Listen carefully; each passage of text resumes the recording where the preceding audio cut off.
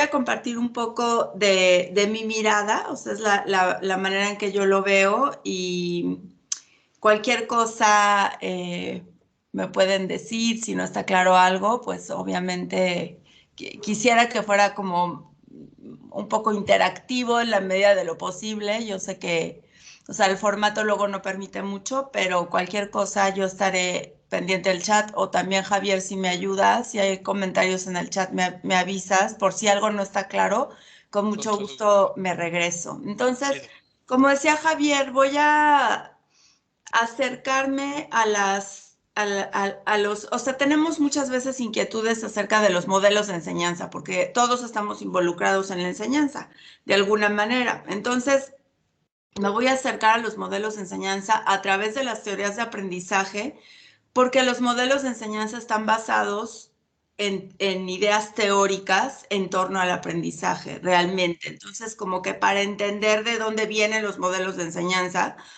o empezar a acercarnos a diferentes modelos de enseñanza, hay que entender algunas diferencias, por lo menos, entre las teorías de aprendizaje.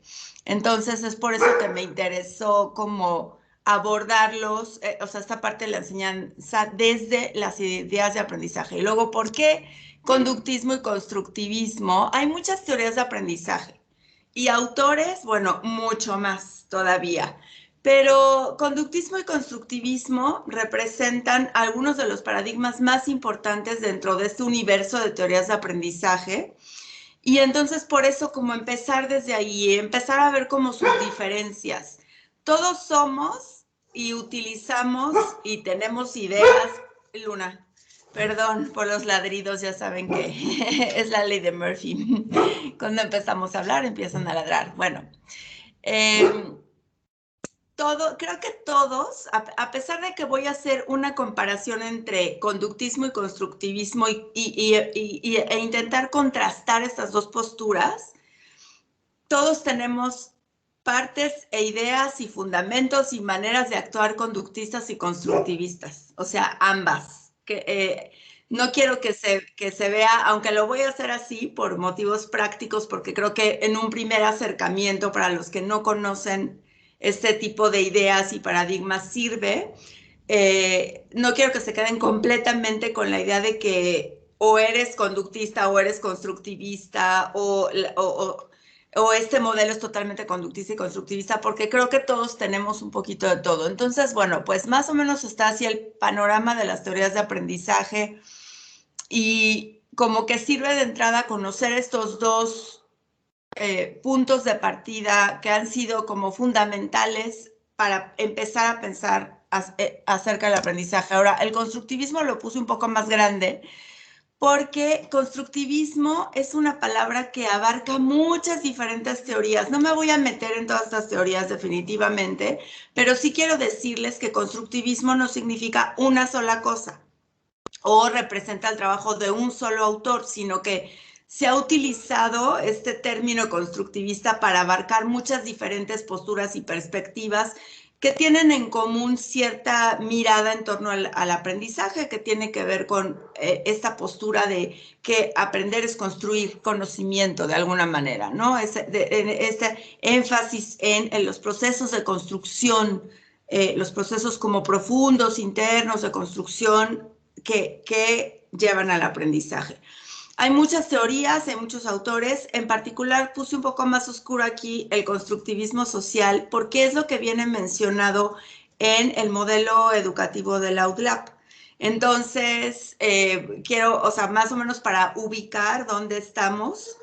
Entonces, estamos dentro del paradigma constructivista y dentro de todas estas posturas constructivistas, ¿no? Y particularmente se está abordando el constructivismo de este término que se le está diciendo constructivismo social, que quizá después podamos, o sea, hablar un poquito más de qué es esto. Entonces, como dijo Javier, voy a abordar como 5 ideas principales, que son el aprendizaje, la enseñanza, lo social, los aspectos afectivos y lo que tiene que ver con la evaluación del aprendizaje o con cómo sé si alguien está aprendiendo.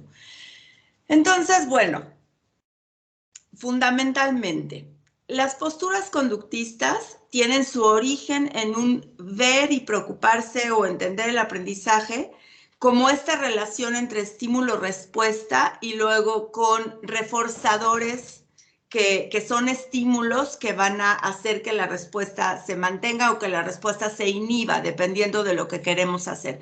Pero básicamente el conductismo tiene la mirada puesta en esta relación que hay entre los estímulos del ambiente y las respuestas que se dan frente a ese ambiente. Entonces, el aprendizaje es ir modificando las respuestas de acuerdo a los estímulos que se van dando en el ambiente.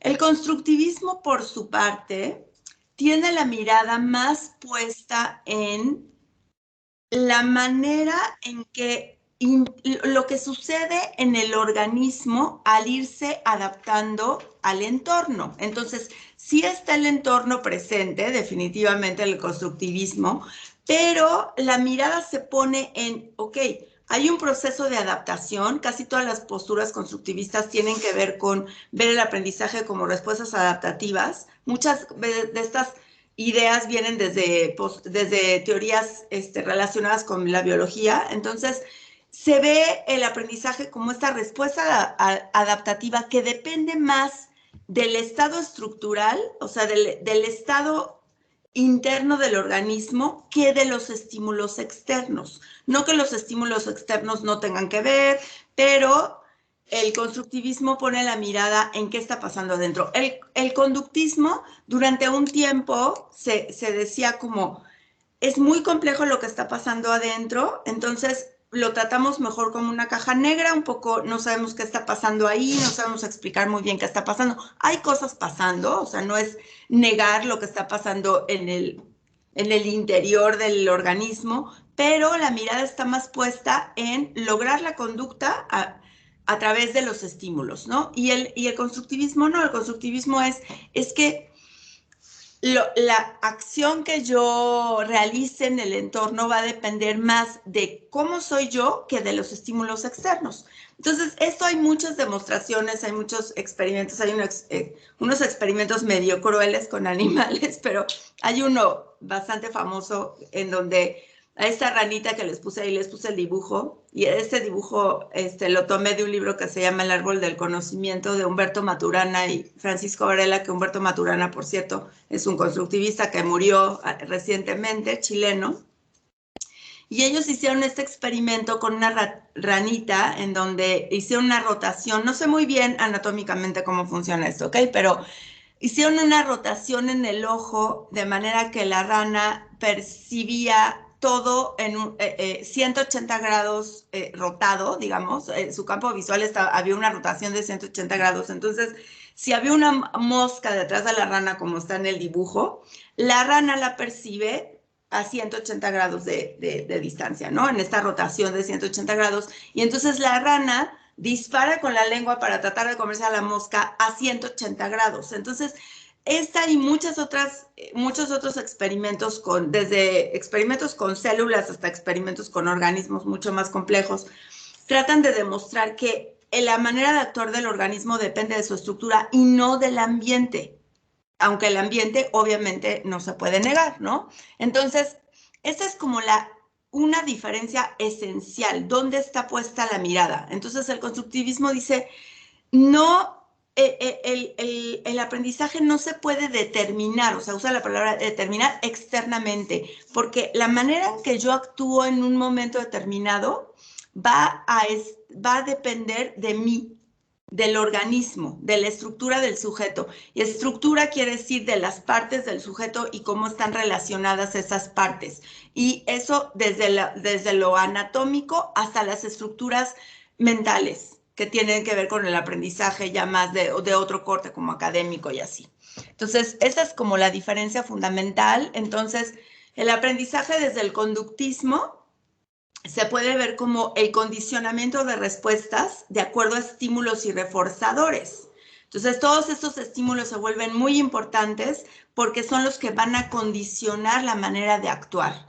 Y el constructivismo, por su parte, poniendo la mirada como más del lado interno del individuo, es el aprendizaje se da cuando hay esta modificación de las estructuras internas, estructuras, esquemas, o sea, de cómo estoy conformado, cómo está el organismo formado internamente y de cómo se va modificando esta forma en la que estamos constituidos a partir de la acción. Entonces, en el constructivismo lo importante es las acciones que va a realizar el individuo y la reflexión sobre la acción. O sea, no solamente es la acción, sino también es la reflexión sobre la acción. Entonces, el constructivismo, digo, unas de las posturas constructivistas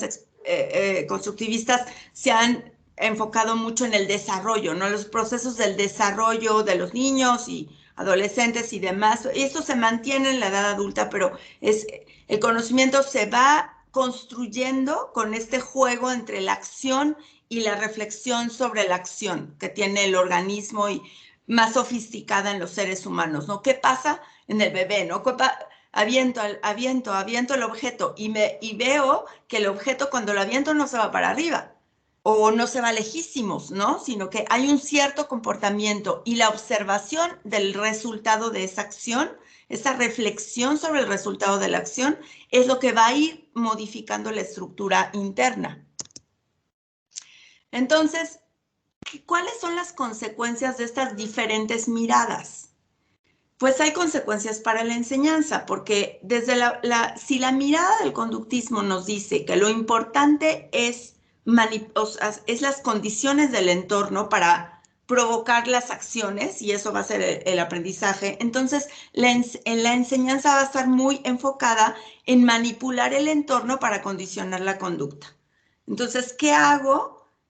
¿Qué acciones tomo yo para que el entorno se modifique y tenga que responder el organismo, nuestros alumnos, frente a esas características del entorno?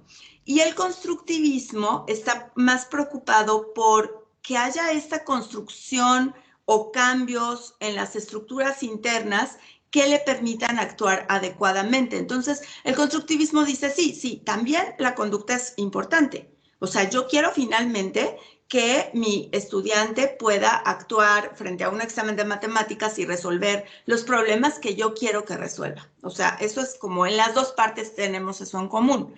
Pero en el constructivismo hay una preocupación por todas estas raíces que tienen que estar presentes para que realmente la conducta sea sólida, o sea, que la conducta sea resultado de un cambio estructural y no sea nada más una respuesta momentánea a las condiciones del entorno, ¿ok? Entonces, esa es como el acercamiento a la enseñanza, que es como consecuencia del pensar en torno al aprendizaje en cada una de las posturas.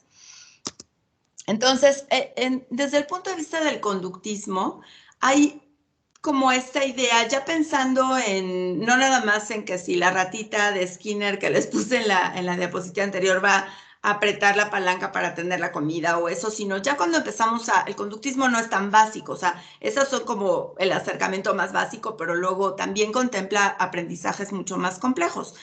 Pero entonces, detrás de esto hay como la idea de que yo quiero que el alumno actúe de determinada manera, o sea, quiero que pueda contestar el examen de matemáticas y entonces, de alguna forma, un poco, no sé muy bien cómo va a suceder eso, pero yo tengo que lograr transmitirle el conjunto de conocimientos o la información que necesita para actuar de esa manera. Y esa va a ser parte de mis características del entorno. Esa manipulación del entorno va a incluir unas explicaciones de mi parte para que yo pueda transmitirle al alumno lo que quiero transmitir.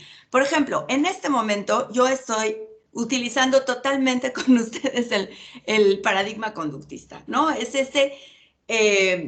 decir, voy a comunicar, transmitir o no un conjunto de ideas o un conjunto de conocimiento o una cierta información. Hay esta idea ahí abajo que yo puedo hacer eso con el alumno y el alumno va a ser capaz como de recibir este conocimiento que yo ya tengo y que es un conocimiento acabado, es el conocimiento, digamos, del saber sabio de las comunidades que saben más y van a transmitir a esto. Entonces, hay muchas palabras que nos indican que estamos un poco dentro de este paradigma, que son, no sé, transmisión, adquirir conocimiento también, por ejemplo, ¿no? Es cuando estamos hablando de adquisición de conocimientos, pensar así en un conjunto de ideas y conocimientos que están ahí y que yo los voy a transmitir, los voy a hacer que el alumno los adquiera para que actúe de la manera que yo quiero que actúe en el examen, básicamente, o en el trabajo, o en su trabajo, o para lo que los estemos preparando.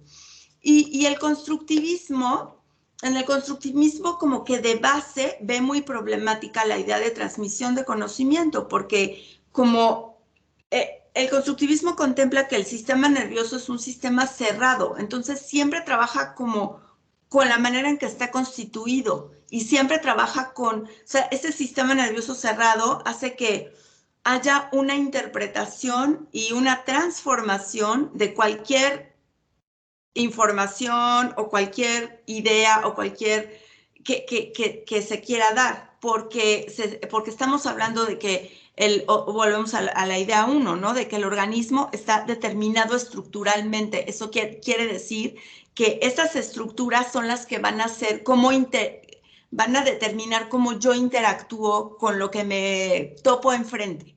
Entonces, la enseñanza en el constructivismo viene más de tomar en cuenta las estructuras existentes. En el conductismo hay un poco la idea, un poco inocente al inicio, luego a lo mejor no se ha quedado tanto ahí, pero sí hay un poco la idea de que somos los seres humanos como hojas en blanco, como pizarras en blanco, blank slate, que vamos a ir llenando, ¿no? Y en el constructivismo hay unas estructuras existentes, incluso desde el nacimiento. Esas estructuras son estructuras de acción. Entonces, hay acciones que, como la succión, prensar, o sea, hay acciones que ya vienen, ¿no? Ya vienen por default y vamos a ir, estas estructuras se van como volviendo más complejas a medida que interactuamos con el entorno, pero siempre nos vamos a acercar a algo a partir de la estructura que tenemos interna.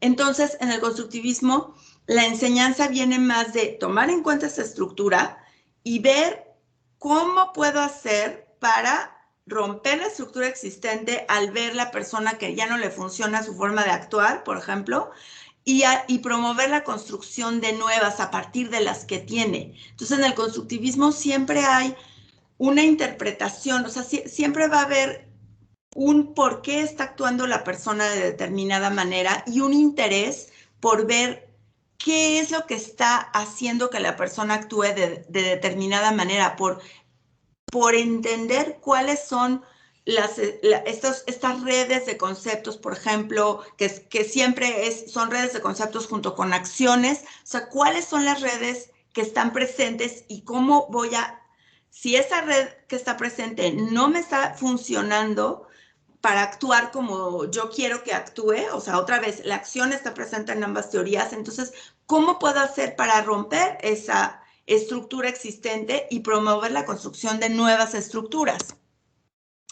Entonces, eso se traduce, esto es completamente simplista, o sea, es un acercamiento, ahora sí que, bueno, pues como el primer acercamiento, entonces es un poco simplista porque, como les decía, todos tenemos un poco de todos, pero el conductismo tiende más a utilizar los métodos directos.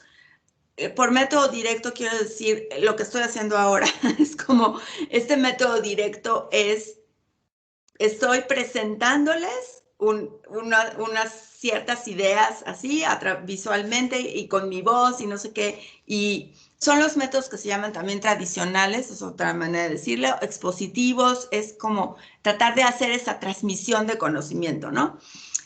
Es importante en este paradigma organizar la información. El cómo yo les voy a decir las cosas va a ser importante. O sea, el tipo de estímulos que vamos a recibir va a ser importante. Cómo se organizan esos estímulos va a ser importante. Cuál va primero y cuál después va a ser importante. Generalmente se tiende a pensar que tenemos que ir de lo simple a lo complejo. Entonces voy a desmenuzar el conocimiento para empezar por lo simple y luego ir hacia la complejidad. Voy dando pasos pequeños, doy retroalimentación inmediata en ambos, ¿eh? Esto se mantiene en ambos.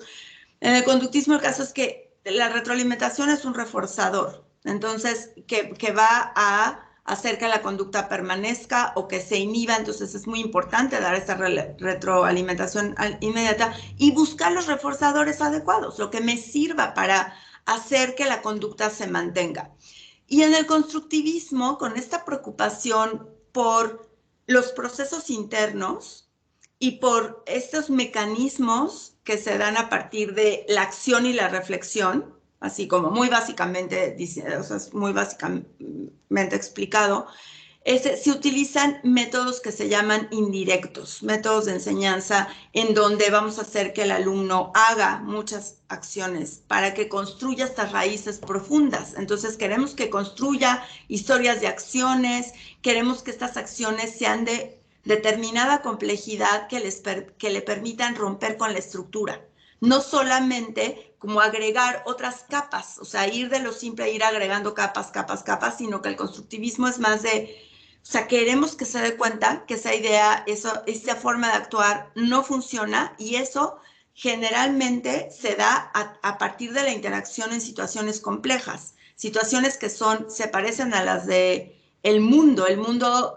El entorno realmente tiene un alto grado de complejidad y el constructivismo dice, es que este mecanismo se va a dar, este mecanismo de rompimiento de esquemas y de construcción de nuevos se va a dar a partir del contacto con esta complejidad, ¿no? Entonces, en matemáticas, que es a lo que yo me dedico, es un poco, en lugar de ir, vamos siempre, problemas muy sencillos que puedan ir haciendo y luego voy aumentando la complejidad, aumentando el grado de dificultad. Entonces, aquí es como, lo que quiero hacer es romperles una estructura que está ahí, entonces voy a presentar problemas complejos para empezar a romper esta estructura, ¿no? Quiero romper estos esquemas, quiero promover la reflexión sobre la acción, no nada más la acción, estímulo-respuesta, o sea, y que la respuesta vea a la persona si es favorable o desfavorable, ¿no? Y qué tipo de reforzadores vienen, sino que hay una reflexión más profunda sobre la acción, sobre lo que se está haciendo. Y se apunta también hacia una construcción conjunta del conocimiento, en lugar de, ahorita vamos a pasar a lo social, entonces voy a hablar un poco más de eso, pero en lugar de pensar en este como cuerpo de conocimiento que ya existe y que le va a transmitir al alumno para que él actúe de manera adecuada, aquí es más como el conocimiento está siempre en formación, el conocimiento no está acabado, lo que hay de conocimiento es lo que hay en la mesa de acción de la clase de matemáticas. En lugar de pensar es que están todos los libros de matemáticas en la biblioteca y ese es el conjunto de conocimientos de matemáticas. En el constructivismo es más, el conocimiento que hay es el que hay ahora, en esta construcción conjunta entre el profesor y los alumnos a la hora de actuar e interactuar con un problema de matemáticas, por ejemplo. Nada más les pongo esto, de hecho lo copié de otra presentación que ya tenía y está en inglés, porque nada más como para darles una idea de que estos métodos que puse aquí como métodos directos, métodos indirectos, tienen una variedad impresionante digamos, de metodologías y hay muchos términos, muchas maneras de hacerlo, no hay como solo una manera y esta es correcta y esta es incorrecta, o sea, no hay un modelo educativo que hayamos encontrado que es wow, o sea, ya es el que sirve. Hay muchas maneras de hacer las cosas y ningún modelo es perfecto, ni ningún método, ni directo ni indirecto, se sabe a nivel, digamos, de ciencias, de la educación o algo así que, digamos, ya encontramos ¿cómo se llama esto? El Holy Grail, ¿no? Como ya encontramos la manera, no hay. Y esto es nada más como para enseñar los métodos indirectos, hay una infinidad. Y cada uno de estos tiene su propia metodología, hay abanicos de métodos y hay métodos que son como integrados, que son como un poco de los dos, ¿no? Que llevan su parte directa y su parte indirecta.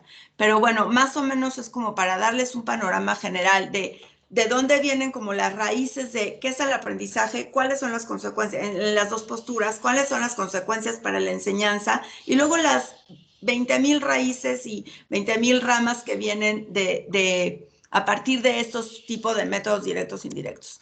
Se habla mucho de que en el conductismo está como que más el docente al centro en cuanto a que tiene como yo ahora, ¿no? Ahora estoy yo más al centro porque estoy hablando y estoy exponiendo esto ante ustedes.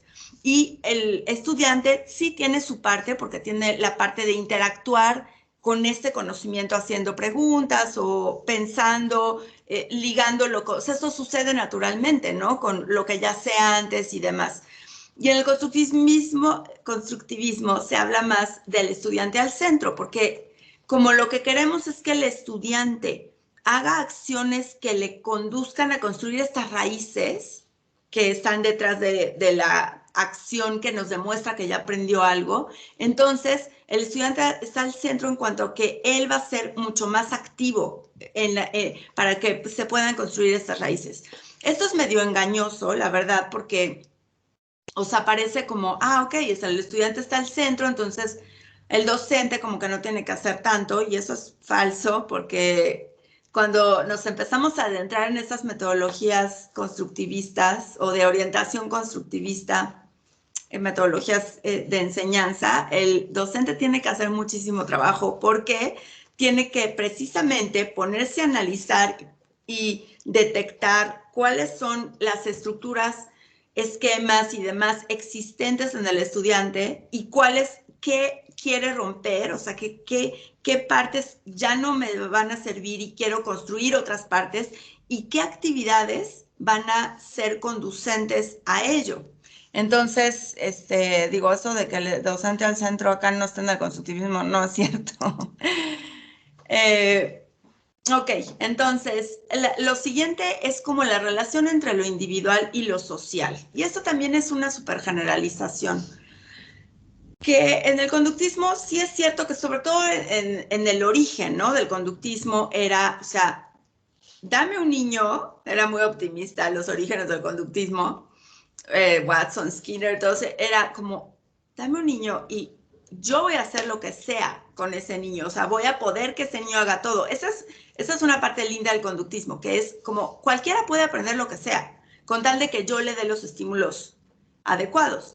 Pero el énfasis es mucho como en el individuo. En el constructivismo originalmente también hay un énfasis fuerte en el individuo. Estamos diciendo que en el constructivismo somos organismos biológicos determinados estructuralmente y la estructura es la estructura del organismo individual.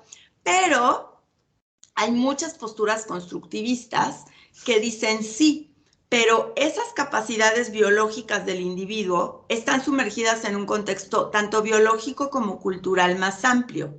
Y entonces hay muchas teorías constructivistas que toman en cuenta la manera en que esas estructuras cognitivas y estructuras biológicas y estructuras de conformación del individuo en realidad son producto del contexto. Entonces está este juego entre lo individual y lo social puesto de manifiesto, ¿no? Grandes pensadores constructivistas le ponen énfasis en lo social muy fuertemente. Vygotsky, por ejemplo, que es uno de los constructivistas así por excelencia, dice que las funciones cognitivas suceden en dos planos, primero en el plano social y después en el plano psicológico. Entonces, Vygotsky es constructivista, todo o sea, está alineado con toda esta postura de que va a depender, la acción va a depender de cómo yo esté constituido, pero esa constitución del organismo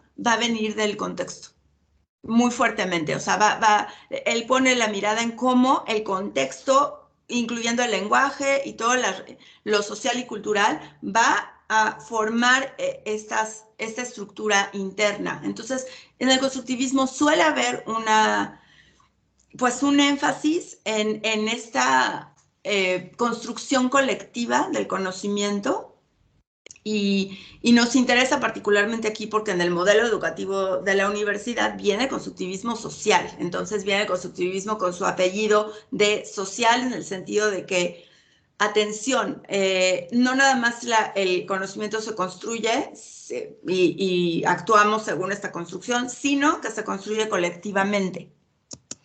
Entonces, ¿qué pasa? O sea, ¿cuáles son las consecuencias de una postura y otra? Bueno, el conductismo con este énfasis en, a ver, o sea, voy a trabajar con este individuo y voy a hacer, o sea, trabajar con los reforzadores necesarios y lo que sea para modificar su conducta, tiene una cierta tendencia al trabajo individual. Ahora, tampoco el conductismo es completamente, ¿cómo se dice? Ingenuo, naive, o sea, como que no se da cuenta que hay un entorno social y todo eso, ¿no? O sea, por supuesto que sí, pero se tiene un poco esta tendencia y lo vemos como en los modelos pues más tradicionales de lo escolar que tienen todo nuestro sistema educativo tiene influencia conductista, sí o sí, ¿no? Y lo vemos en la manera en que están organizados nuestros salones de clase, en cómo estamos pensando, simplemente Luna, la evaluación, perdón, la evaluación y todo siempre es individual, ¿no? Finalmente yo tengo que tener un resultado de cómo hizo este alumno, ¿no? Y cuando hay trabajos en equipos pasa, y seguro les pasa a ustedes y a mí me pasa todo el tiempo, esta cosa de los trabajos en equipo que se dan dividiendo en partes, ¿no? Nuestros estudiantes están ya muy condicionados y entonces es esta cosa de tú haces la introducción, tú haces el marco teórico, tú haces las conclusiones y no sé qué, y no sé si han visto un meme por ahí de una casa así toda chueca que dice, esto sucede cuando el trabajo en equipo es así, ¿no? Y es como, sí hay una tendencia un poco hacia que se puede lograr, o sea, esa conducta final, digamos, que es el trabajo, que es el producto final, repartiéndonos las tareas. Y en el constructivismo es más como, hay teorías constructivistas como el aprendizaje situado, por ejemplo, que es, no, o sea, todo es social y hay una construcción colectiva del conocimiento y esa estructura interna a lo mejor sí puede ser mi estructura interna en este determinado momento y no se niega esa individualidad, pero es producto de la construcción colectiva. Entonces aquí se divide como hay una diferencia o desde la educación a veces se le llama a uno es como aprendizaje colaborativo y aprendizaje cooperativo. O sea, se inventó este nombre de aprendizaje cooperativo como para decir, es que tenemos que invitar a que haya productos que no se pueden realizar sumando partes, sino que realmente pongan de manifiesto el hecho de que el aprendizaje es producto de una construcción colectiva. Entonces, yo para hacer mi parte necesito lo que tú haces y tú para hacer tu parte necesitas lo que yo hago. Y entonces nos tenemos que comunicar porque el producto final va a ser como más que la suma de las partes. A eso se refiere con esta construcción colectiva. Entonces, bueno, con eso cerramos un poquito la parte de lo social para pasar a qué pasa con los aspectos afectivos dentro de estas teorías. Y bueno, les quiero decir que en ambas perspectivas, conductismo y constructivismo, de origen son teorías cognitivas.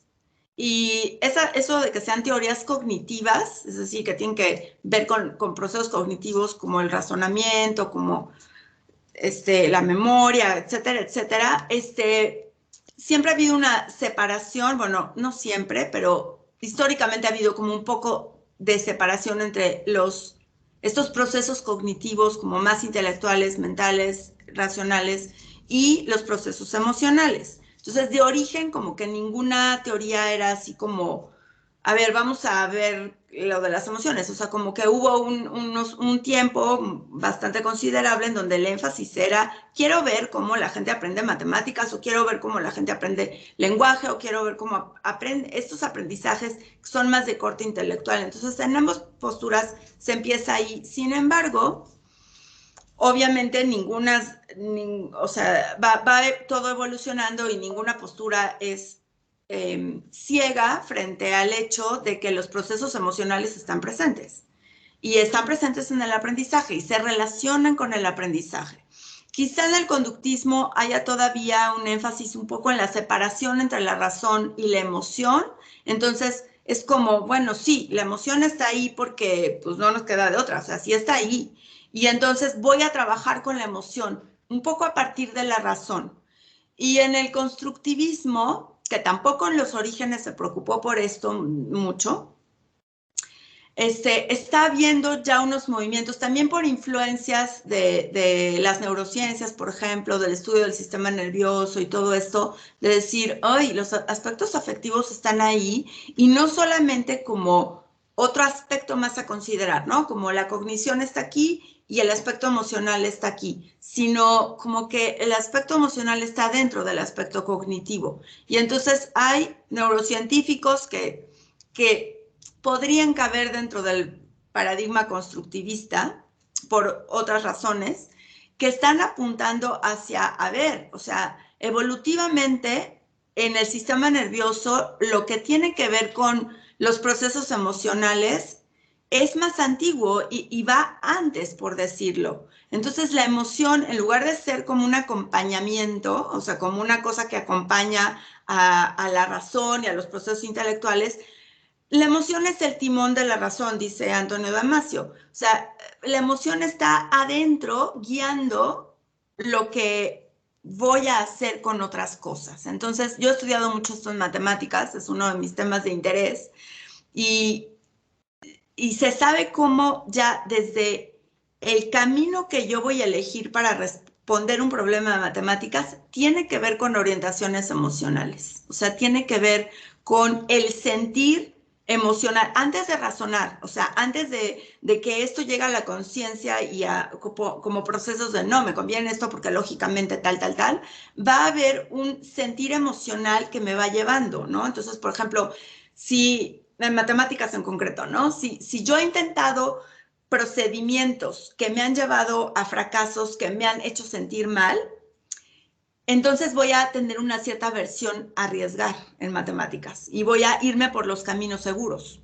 Y si no entiendo bien o no sé cuál es el camino seguro, entonces voy a entrar en un poco de parálisis o voy a tratar de pues buscar así entender algún camino seguro para irme.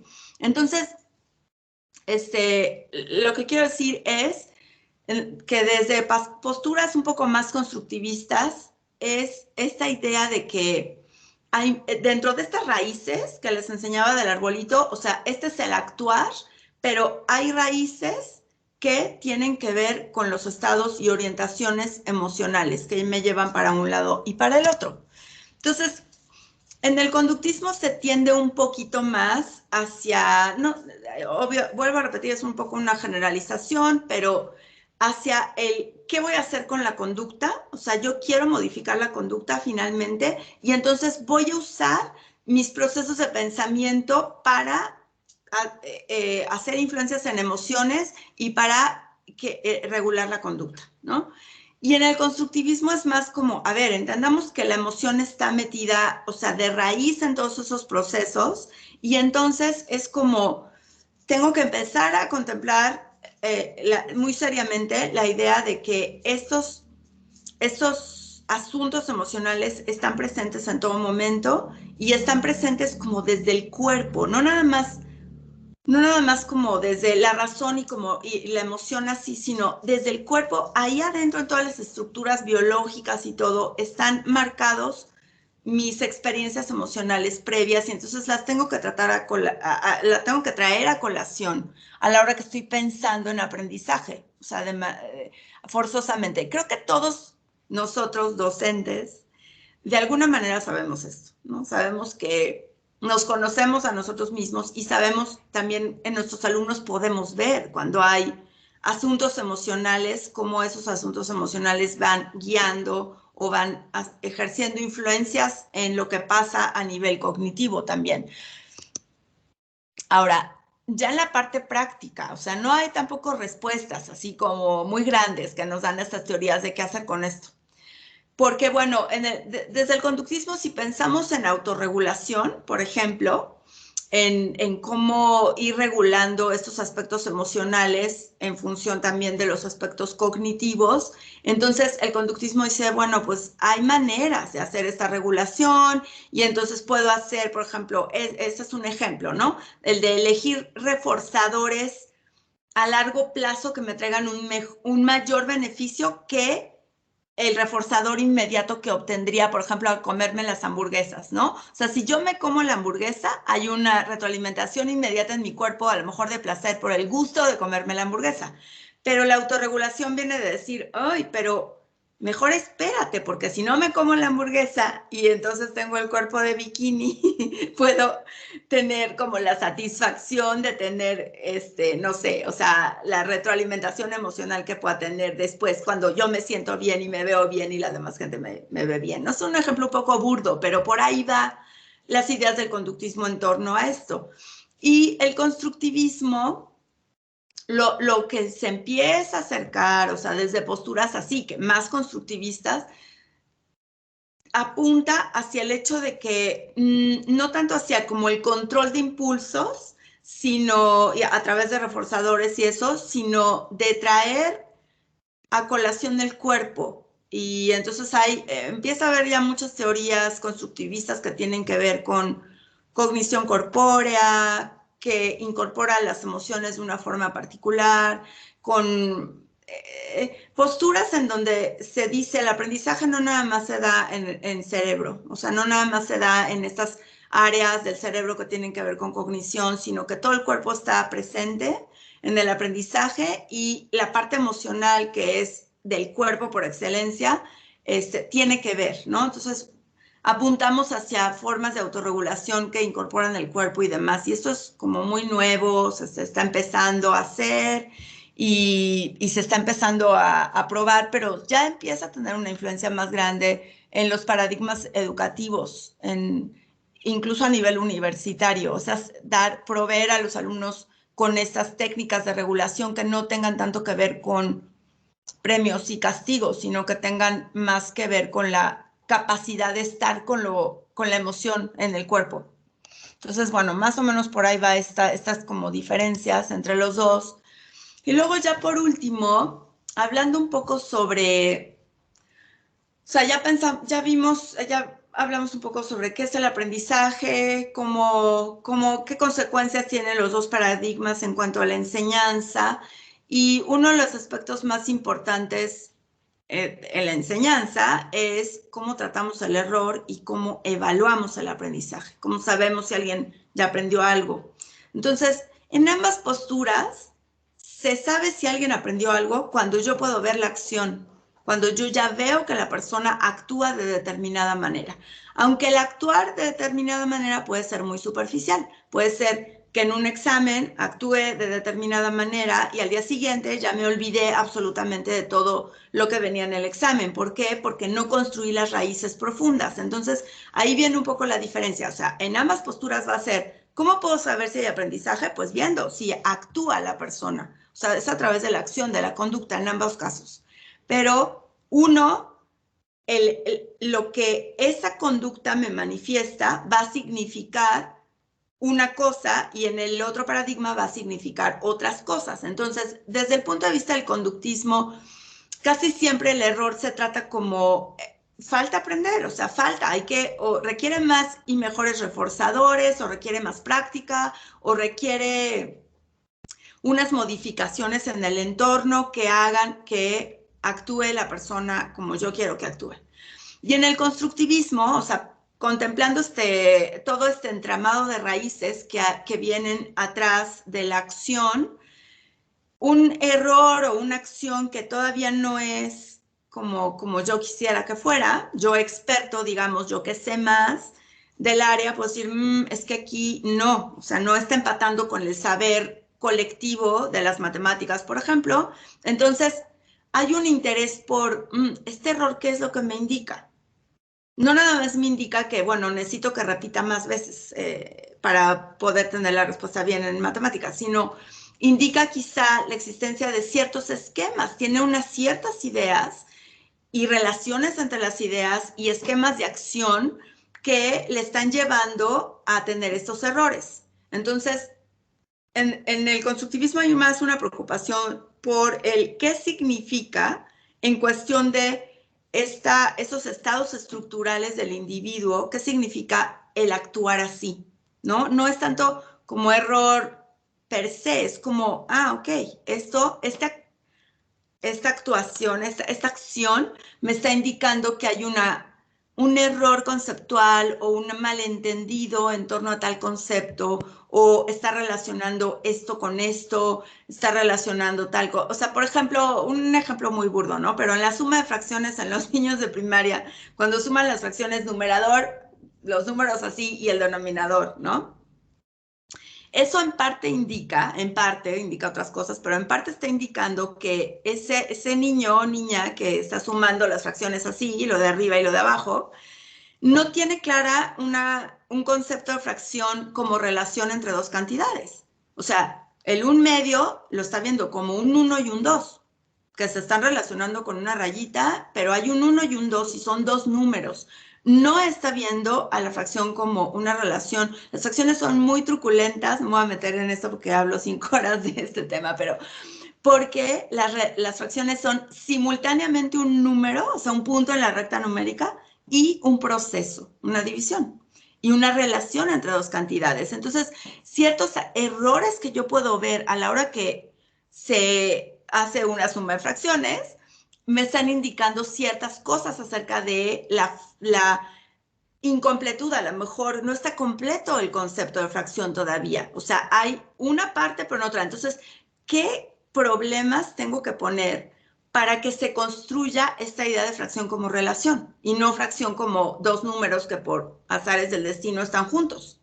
Entonces, en el constructivismo hay un énfasis muy fuerte por detectar qué construcción hay detrás de ese error, qué construcción conceptual, qué esquemas están hechos ahí y cómo puedo hacerle para que ese alumno o alumna vea que eso no le funciona. O sea, ¿cómo puedo, en lugar de decirle, no, pues está mal, porque así no se suman las fracciones, se suman con el algoritmo, y ahorita te voy a explicar cómo es el algoritmo y lo vas a repetir, sino él o ella se tiene que dar cuenta que esa respuesta no tiene sentido, no le funciona, no le acomoda en él. O sea, tengo que de alguna manera hacer que haya un rompimiento en el esquema de esa construcción de fracciones.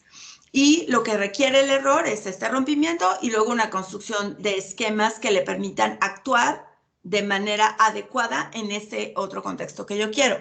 Entonces, esta es como la idea de ver como los procesos de aprendizaje. Y entonces, bueno, en el conductismo o en los sistemas como más tradicionales de nuestro sistema educativo, a los que estamos acostumbradísimos, estamos ya condicionados a todo esto, no podemos salirnos del marco que tenemos a nivel sistema educativo en cuanto a calificaciones, o sea, toda esta estructura ya está, ¿no? Y vemos el condicionamiento de nuestros alumnos cuando nos están preguntando, ¿esto viene en el examen? ¿Esto qué porcentaje es del examen? Y esto, o sea, ¿no? Hay un énfasis en esto porque es la retroalimentación, o sea, son los reforzadores que estamos utilizando para el aprendizaje, es lo más importante. Entonces, casi siempre la evaluación sucede al final del proceso de aprendizaje.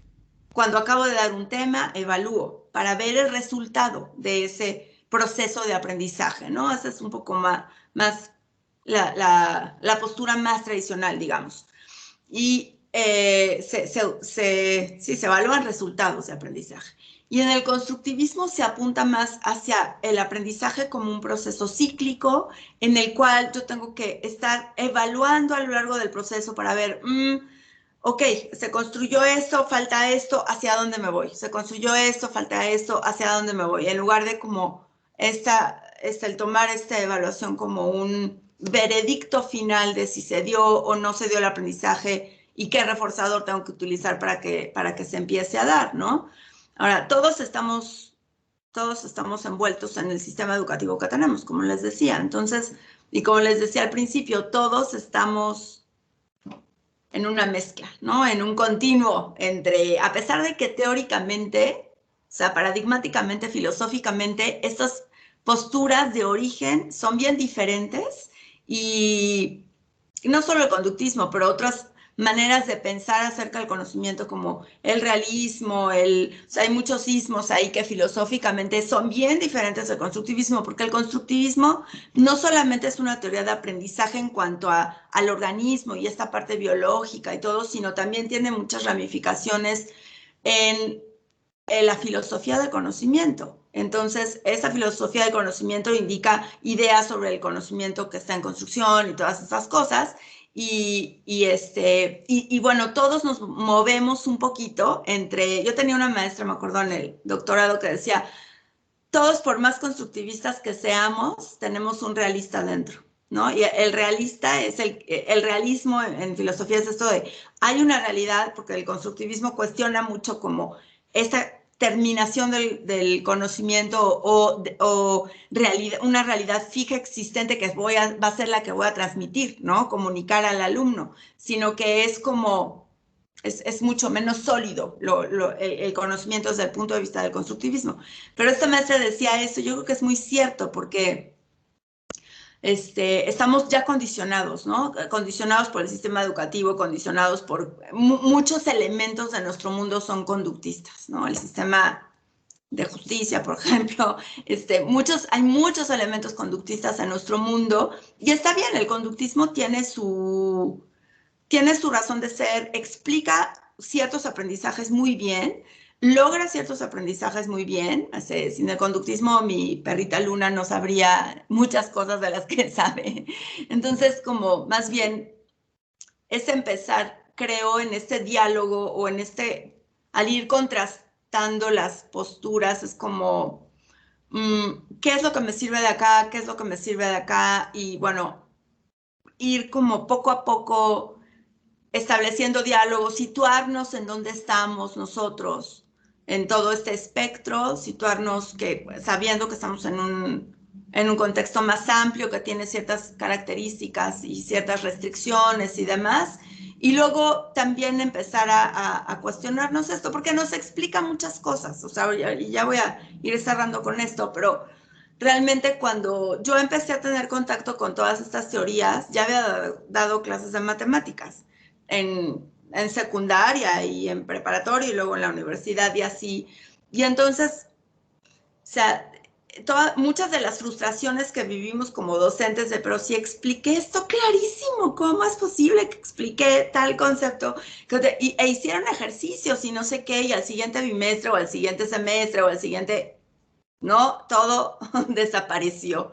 Y eso sí me lo ha explicado, por lo menos a mí, mucho, esas posturas constructivistas que te dicen es que hay raíces muy profundas y si esa raíz profunda no está presente, entonces va a pasar eso. O sea, va a pasar que de momento puedo accionar y contestar una pregunta en el examen o hacer algo y no sé qué, pero realmente todavía no es parte de mi estado estructural que me permite actuar de fondo de esa manera. Y eso a mí me ha ayudado mucho el constructivismo para entender eso. O sea, para entender, ok, sí, o sea, estuve realmente como preocupada para que todo estuviera ordenado, para que todo estuviera organizado, para que fuera clarísima mi demostración. Hasta les hice un video con el teorema de Pitágoras o experimentaron pasando el líquido de acá para acá y no sé qué, y aún así no ha pasado de esto y esto y esto, ¿no? Y el constructivismo a mí me ha explicado muchas cosas de por qué pasan ciertas cosas, por qué nos quedamos en ciertos como niveles superficiales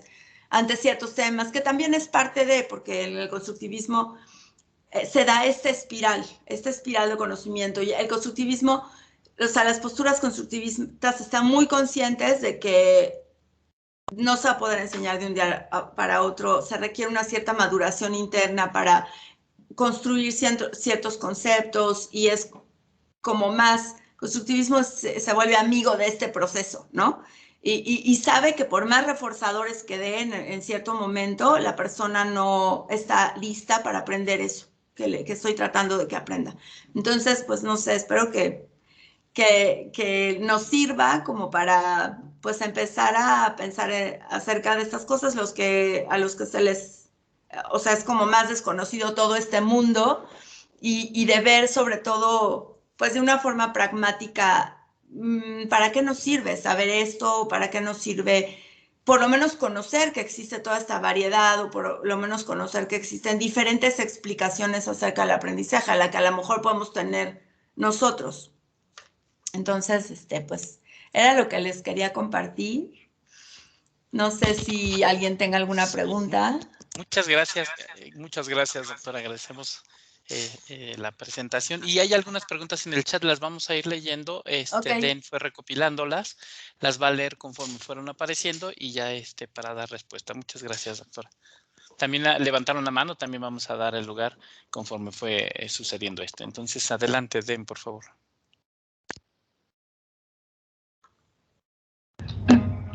Buenos días a todos. Ok, bueno, la primera pregunta es de la doctora Viviana Ramírez. Comenta cómo esta idea de cambiar las estructuras del alumno o alumna, el constructivismo tiene alguna postura sobre el tamaño de los grupos, pues cada estudiante puede traer sus propias estructuras y cómo se podrían adaptar al curso a cada una de ellas. Sí.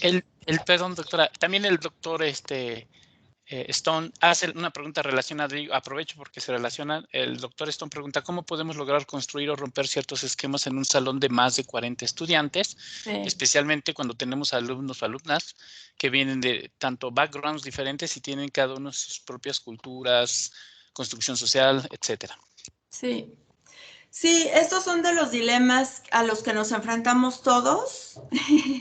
El constructivismo no tiene reglas, así como de, es que tienen que ser tantos alumnos en el salón de clase y todo, porque el constructivismo es una teoría de aprendizaje, o sea, es una teoría de cómo el individuo aprende en su medio, independientemente de dónde esté, con cuántos alumnos esté. O sea, el constructivismo de origen es como así aprende el ser humano, así aprende el ser vivo, con esa construcción de esquemas y todo. Entonces no hay como una prescripción acerca de lo que debe o no suceder. Y esta construcción va a fuerza a suceder aunque seamos muchos. Ahora, cuando ya vamos hacia los, digamos, hacia la enseñanza, entonces empezamos con todas estas cuestiones de las condiciones. Cuando nos vemos en todos estos asuntos de la inclusión, de la diversidad, de todas estas cosas que el constructivismo nos hace una llamadita de, sí, cada quien va a traer su.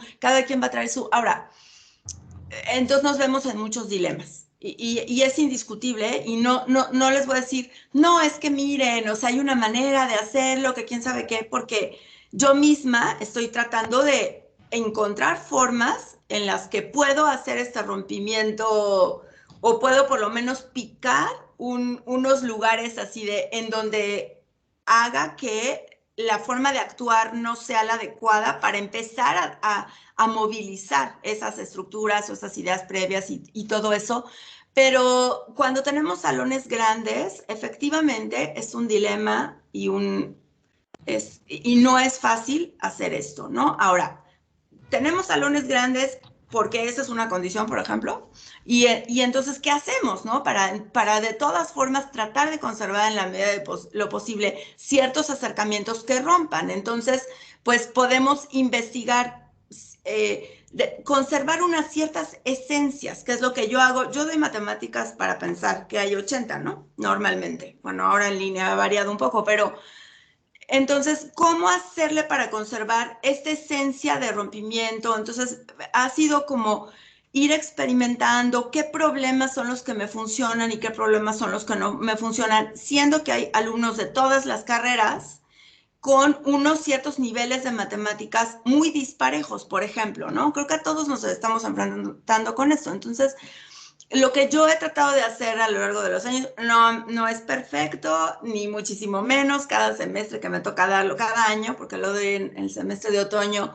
experimento con diferentes formas. He encontrado problemas que logran picar a todos. O sea, problemas que en matemáticas se llama, perdón que use el ejemplo de matemáticas, pero espero que lo puedan llevar a sus disciplinas. Pero en matemáticas hay lo que se llama problemas de piso bajo y techo alto. Esos problemas son problemas que podemos entrar, son accesibles para una gran variedad de personas y tienen techo alto porque me pueden llevar por caminos matemáticos hacia lugares muy profundos. O puedo entrar y quedarme en un lugar que no sea tan profundo. Eso es algo que yo, parte de lo que yo he hecho en mis clases, como tratar de usar estos problemas, pero sí son problemas complejos. O sea, son problemas que a todo el mundo, aún el que está estudiando actuaría, aún los ingenieros, aún, o sea, se tienen que poner ahí duro y darle con el problema. Y luego cada quien a lo mejor llega a distintos lugares. Esa es mi experiencia con ese curso. No sé si hay alguna otra. No, sí creo que hay muchas, ¿verdad? Estoy acá en el chat. Bueno, más por lo menos. Sí, todavía hay más. Adelante, Den, por favor. La doctora Marcela Corro pregunta, cuando utilizan la solución de problemas, ¿qué tanta teoría, principios, reglas, normas, etcétera, previas debe de darle al alumno para resolverlo? ¿O debemos enfocarnos en enseñarles qué herramientas pueden usar para resolverlos? Es decir, identificar el tipo de problema primero, en dónde buscar información, entendiendo que de este proceso estarán aprendiendo la teoría. Esta es una pregunta buenísima. Y siempre también es un dilema, ¿no? Como qué tanto le necesito dar. Y es una tentación enorme irse por el, no, en matemáticas, no, primero les tengo que dar un poco de teoría, o sea, primero tengo que decirles qué son las ecuaciones de segundo grado antes de ponerles el problema de segundo grado, de ecuaciones de segundo grado, porque si no va a ser un caos.